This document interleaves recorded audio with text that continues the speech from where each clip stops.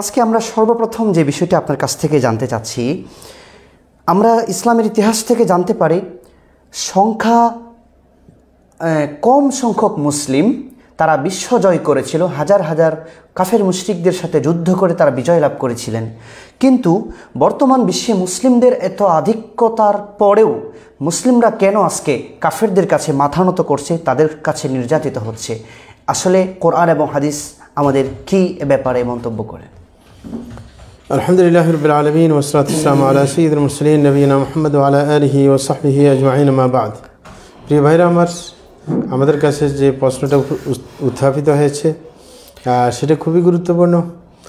এটার উত্তর অনেকে ইতিপূর্বে দিয়েছেন, কারণ এটা ব্যাপক একটি প্রশ্ন। কারণ এটা আজকের বিষয় না, এটা অনেক আগের বিষয়, শতাব্দী চলে গেছে। কারণ ইসলামের যে খেলাফত যুগ চলে গেছে, খেলাফতের পর থেকেই মানে এই ঘাটতিটুকু আপনার দেখা দিচ্ছে যে মুসলিম সংখ্যা আধিক্য থাকার পরও মুসলমানরা নির্যাতিত, নিপীড়িত, অবহেলিত এইভাবেই চলছে। এটার আসল কারণ হচ্ছে আল্লাহর বিধান থেকে সরে যাওয়া, যেটা কোরআন মাজিদের মধ্যে আল্লাহ শান বলেছেন তানসুরুল্লাহ ইয়ানসুরকুম, যে তোমরা যদি আল্লাহর সহযোগিতা করো, মানে আল্লাহর বিধান পালনের মাধ্যমে যদি আল্লাহর সহযোগিতা করো, তাইলে আল্লাহ তোমাদের সহযোগিতা করবেন সর্বক্ষেত্রে। যেরকম দুনিয়াতে বলে সরকার যে আমাদেরকে সহযোগিতা করো, মানে জনগণকে বলে, অধীনস্থদেরকে। এই সহযোগিতা মানে যে আমাদেরকে টাকা দাও, সেটা না। মানে হচ্ছে আমাদের যে নিয়ম কানুন আছে সেগুলো মেনে আমাদেরকে সহযোগিতা করো। কারণ প্রশাসন যে নিয়ম কানুন করে এটা মানুষের কল্যাণেই করে। তো সুতরাং আল্লাহর সহযোগিতা করার মানে হচ্ছে আল্লাহর যে বিধিবিধান মানব কল্যাণে দিয়েছেন সেগুলোকে মেনে নেওয়া।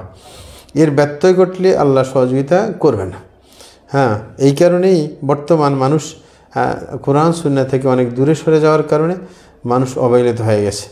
সামান্য সংখ্যক মানুষ যখন আদর্শবান হয়েছে, রসুল আকরাম সাল্লাল্লাহু আলাইহি ওয়াসাল্লাম যারা মূর্তি পূজায় আপনার নিমজ্জিত ছিল, এমনকি যত অনাচার অবিচার এগুলোর মধ্যে শিরিক এবং কুফরের মধ্যে ডুবেছিল যেই মানুষগুলো ন্যায় নীতি বলে তাদের কোনো চেতনা ছিল না, ন্যায় প্রতিষ্ঠার চিন্তা ছিল না, গুটি কয়েক মানুষ ছাড়া, তাদের মধ্যে যখন রসুল দাওয়াতি কর্মকাণ্ড চালিয়েছেন তখন এমন মানুষে রূপান্তরিত হয়ে গেছেন যারা সোনালী মানুষ। কেন হয়ে গেছে এই পর্যায়ে? কারণ কোরআন সুন্নাহর ধারক বাহক হয়েছে তারা, এবং সেটা প্রতিষ্ঠা করতে পেরেছে নিজের জীবনে এবং নিজের সমাজে, যার কারণে তারা আপনার শক্তিশালী হয়েছে, আল্লাহর সহযোগিতা পেয়েছে, এবং তারা অল্প হয়েও কামিম ফিআতিন কালিলাতিন গালাবাত ফিআতিন কাসীরা বিইذنিল্লাহ, আল্লাহ নিজেই বলেছেন অনেক কম সংখ্যক লোক বেশি সংখ্যক মানুষের উপর জয়লাভ করেছে আল্লাহর ইচ্ছায়। আল্লাহ ইচ্ছা করলে কম মানুষকেও বেশি লোকের উপর জয় দিতে পারেন। 313 জন মানুষ সাহাবায়ে কেরাম 1000-এর বেশি মানুষের উপর জয়লাভ করেছে, যারা আপনার সুসজ্জিত ছিল অস্ত্র শস্ত্রে, তখনকার যুগের অস্ত্র যেটা ছিল আর কি। অথচ বর্তমানে অনেক মানুষ, সংখ্যা হিসাব করলে পার্সেন্টেজ অনেক, আপনার 200 কোটির উপর, যেখানে 700 কোটির উপরে মানুষ, 200 কোটি কম না, 200 কোটির উপরে মানুষ, কিন্তু তারপরে অবহেলিত সমাজের মধ্যে। বরং দেখা যায় আমরা নিজের দেশে নিজের সংখ্যাগরিষ্ঠতার পরও, যে বাংলাদেশে মুসলমানের সংখ্যাগরিষ্ঠতা 85% বলা হয় মুসলমান সংখ্যাগরিষ্ঠ এইখানে, কিন্তু তারপরেও আমরা অবহেলিত। দেখা যায় যে হিন্দুদের আধিপত্য আমাদের উপর। তাইলে এটা কেন? কারণ আমাদেরকে কেন অবহেলা করা হচ্ছে? এটা রাসূল নিজেই বলছেন ওয়ালাকিন্নাকুম গুসাউন কাগুসা ইসাইল, যে তোমরা তখন কি হবে, এরকম মানে ভেসে আসা খড়কুটোর মতো হবে। এছাড়া মানে এগুলোর কোনো মূল্য নেই সমাজের মধ্যে, এগুলো কেউ স্টক করতে যায় না, এরকমভাবে আমাদের মূল্যহীন হয়ে পড়ব। কেন? বলে যে হুব্বুদ দুনিয়া ওয়া কারাহিয়াতুল মাউত, এই কারণ হচ্ছে তোমরা দুনিয়ার প্রেমে পড়ে যাবে এবং মৃত্যুকে অপছন্দ করবে। হাদিসের মধ্যে এটাই বলা হয়েছে। এখন মানুষ দেখা যায় যে মানে মৃত্যুকে ভয় পায়, এই কারণে কাফেররা, কারণ যে মৃত্যুকে ভয় পায় না তাকে সবাই ভয় পায়। কারণ যে এই কারণেও জঙ্গিবাদী যারা, খারেজি যারা সর্বযুগে, এদেরকে কিন্তু মানুষ ভয় পায়, কারণ সে তো মরতে চায়। সবাই তো মরতে চায় না, সে তো মরতে চাচ্ছে। এই জন্য তাইলে আপনার দুনিয়ার ভালোবাসা, একজন কেন কম্প্রোমাইজে যায় অন্যের সাথে? কেন? কারণ সে নিজের দুনিয়াকে রক্ষা করতে চায়, যে আমার যে অর্থ বৈভব আছে সেগুলোকে আমি রক্ষা করব। সুতরাং দেখা যায় যে সে সমজদার ভিত্তিতে চলতে চায়, নিজের স্বকীয়তা রক্ষা করতে চায় না, নিজের যেটা আসল হ্যাঁ নিজের স্বকীয়তার ব্যাপার সেটার দিকে তোয়াক্কা করে না, যে আমি মুসলিম হিসেবে আমার যে স্বকীয়তা আছে সেটার দিকে আমি চিন্তা করি না।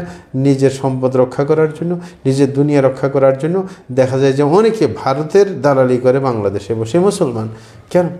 কারণ সে ওই দুনিয়ার ভালোবাসা তার অন্তরের মধ্যে। তো এটাই হচ্ছে আসল কারণ, যেটা রাসূল সাল্লাল্লাহু আলাইহি হাদিসের মধ্যে বলেছেন যে আমরা দুনিয়ামুখী হয়ে গেছি, কোরআন সুন্নাহ থেকে দূরে সরে গেছি। হ্যাঁ, সুতরাং আল্লাহর সহযোগিতা আসছে না।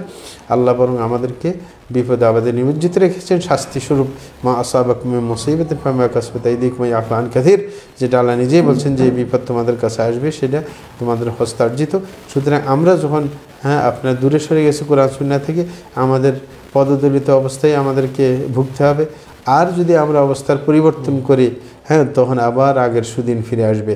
সুতরাং আমরা যদি আগের রীত যেই সম্মান সেটা ফিরে পেতে চাই, তাইলে আমাদের অবস্থার পরিবর্তন ঘটাতে হবে। আমরা যেইভাবে কোরআন সুন্নাহ থেকে দূরে সরে আসছি, এটার পরিবর্তনে এখন কোরআন সুন্নাহর পক্ষে চলে আসব। যদি এটা করতে পারি তাহলে অবস্থার পরিবর্তন ঘটবে। ইন্নাল্লাহা লা ইউগাইয়িরু মা বিকওমিন হাত্তা ইউগাইয়িরু মা বিআনফুসিহিম, যে মানুষের অবস্থার পরিবর্তন হইলে তাইলে আল্লাহ তাদের অবস্থার আমূল পরিবর্তন ঘটাবেন।